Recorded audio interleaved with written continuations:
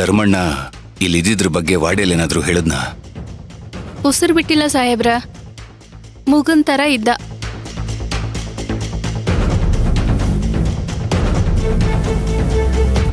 ಹೇಳಕ್ಕಾಗ್ದೆ ಬಿಡಕ್ಕಾಗ್ದೆ ಒದ್ದಾಡ್ತಾ ಇದ್ದ ಪಾಪ. ಹೌದಾ? ನಂಬೋಕೆ ಆಗ್ತಾ ಇಲ್ವಲ್ಲ.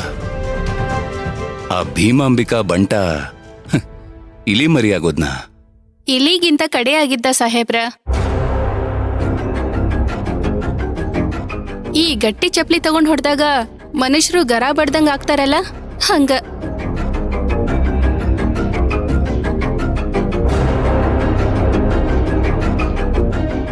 ಅವನು ಕಾಣೆಯಾದಾಗ ನನಗೆ ನಿಮ್ ಬಗ್ಗೆನೇ ಯೋಚನೆ ಆಗಿತ್ತು.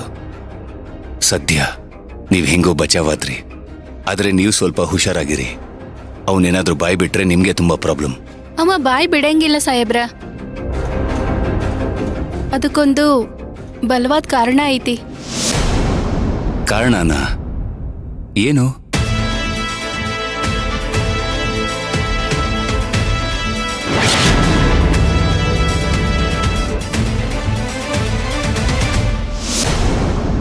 ಅತ್ತಿಗೊಂದು ಕಾಲ, ಸೊಸಿಗೊಂದು ಕಾಲ.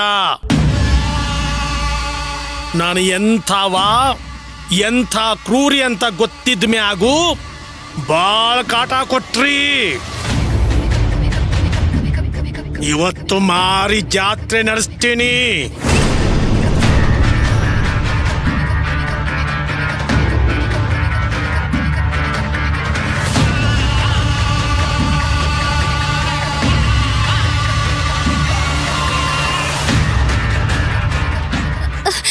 ಬೇಡ ಧರ್ಮಣ್ಣ, ಎಲ್ಲಾನು ಮರ್ತ್ಬಿಡು. ಏನೋ ಆಗಿದ್ದಾಯ್ತು, ಕ್ಷಮ ಮಾಡು ಪ್ಲೀಸ್. ಸಾವು ಆಗುತ್ತಂತ ಗೊತ್ತಾದ ಮ್ಯಾಗೋ ಮೃಗ ಬೇಟೆ ಆಡೋದನ್ನ ನಿಲ್ಸಕ್ಕಿಲ್ಲ. ನೋಡು, ಮುಳ್ಳಿಗ್ ಮುಳ್ಳು, ರಕ್ತಕ್ ರಕ್ತ ಅಂತ ಹೋದ್ರೆ ಭೂಮಿ ಮೇಲೆ ಯಾರು ಬದುಕಂಗಿಲ್ಲ. ಏನೋ ತಪ್ಪಾಗೋಯ್ತು, ಬಿಟ್ಬಿಡು ಇದನ್ನ. ಇಲ್ಲ, ನೀನು ನಮ್ಮವ್ವ ಅವ್ರ ಕಡು ವೈರಿ, ವಿಕ್ರಾಂತ್ ಪಕ್ಷಕ್ಕೆ ಸೇರಿದವಳು. ವೈರಿಗಳು ಬದುಕಿದ್ರ ನನಗ ಅವ್ವಾರ್ಗ ಕಷ್ಟ.